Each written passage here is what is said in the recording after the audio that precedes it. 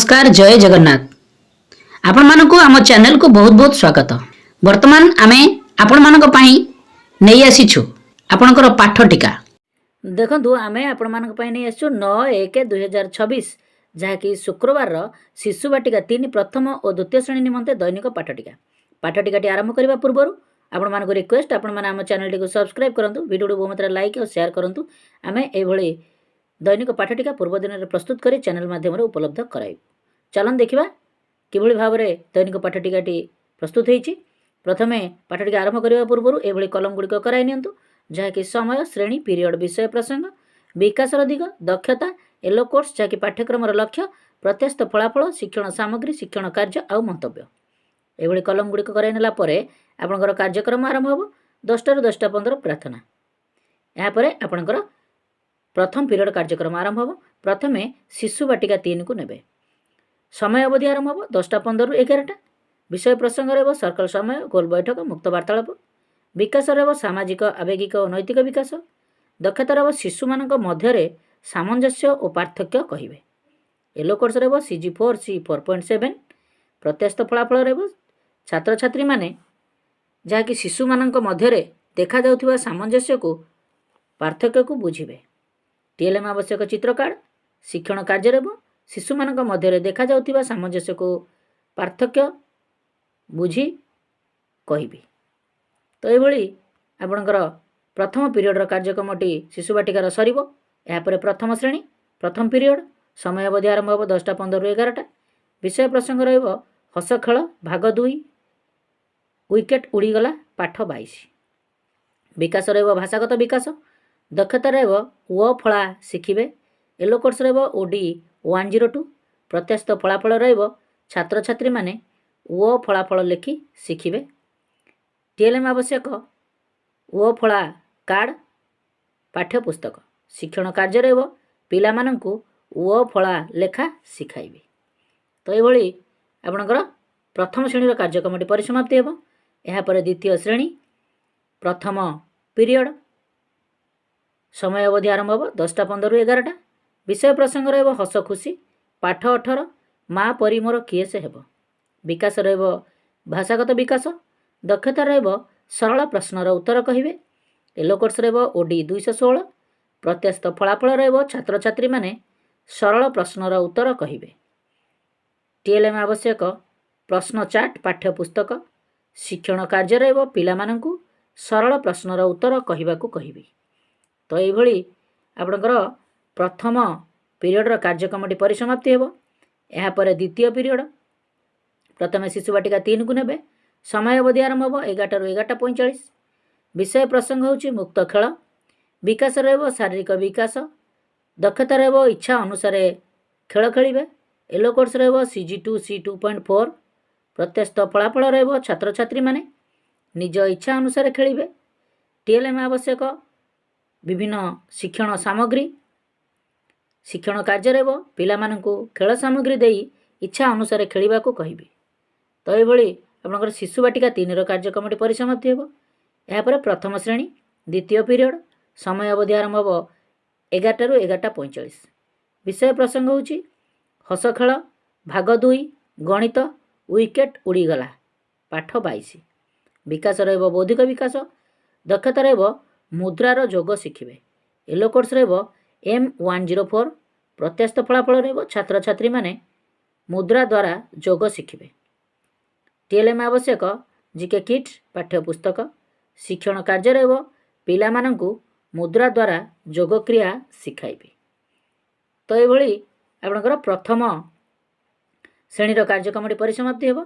एहा परे द्वितीय श्रेणी द्वितीय पीरियड समय अवधि आरंभ हो 11 ରୁ 11:45 विषय प्रसंग होची गणित खेल पाठ 14 किए भारी किए हालुका विकास रहिबो बौद्धिक विकास दक्षता रहिबो ओजन माप जानिबे येलो कोर्स रहिबो M211 प्रत्यास्थ फलाफल रहिबो छात्र छात्री माने ओजन माप करिबा शिखिबे।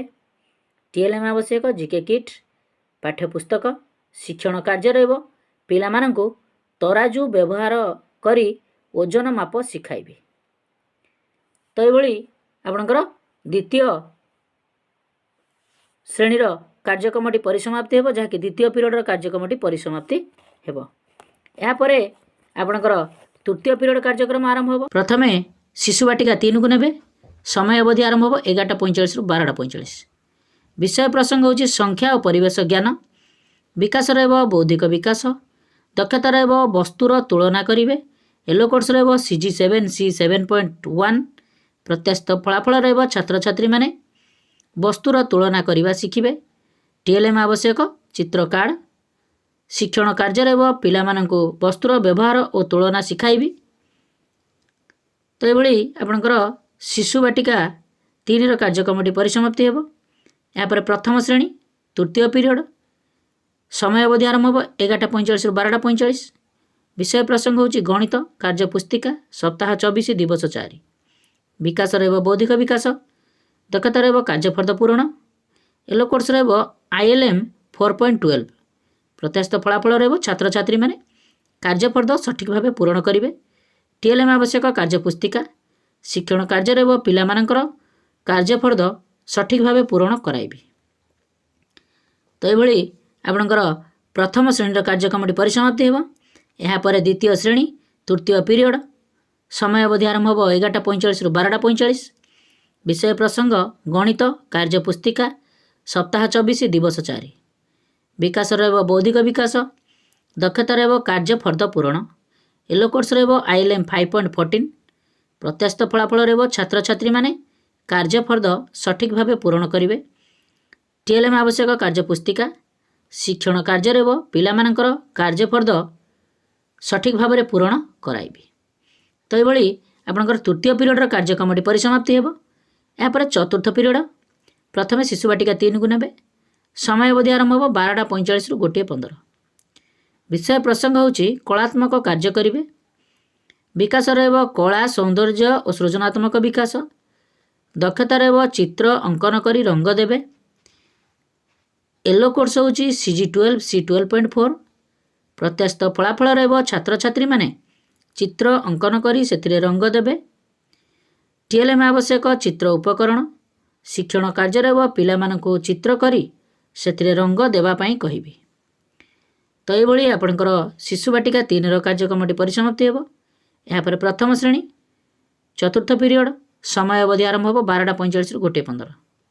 विषय प्रसंग होची परिवेश शिक्षा। विकास रे रहिबो शारीरिक विकास। दक्षता रहबो बेसी खाद्य और कम खाद्य खाइले कौन क्षति हेबो।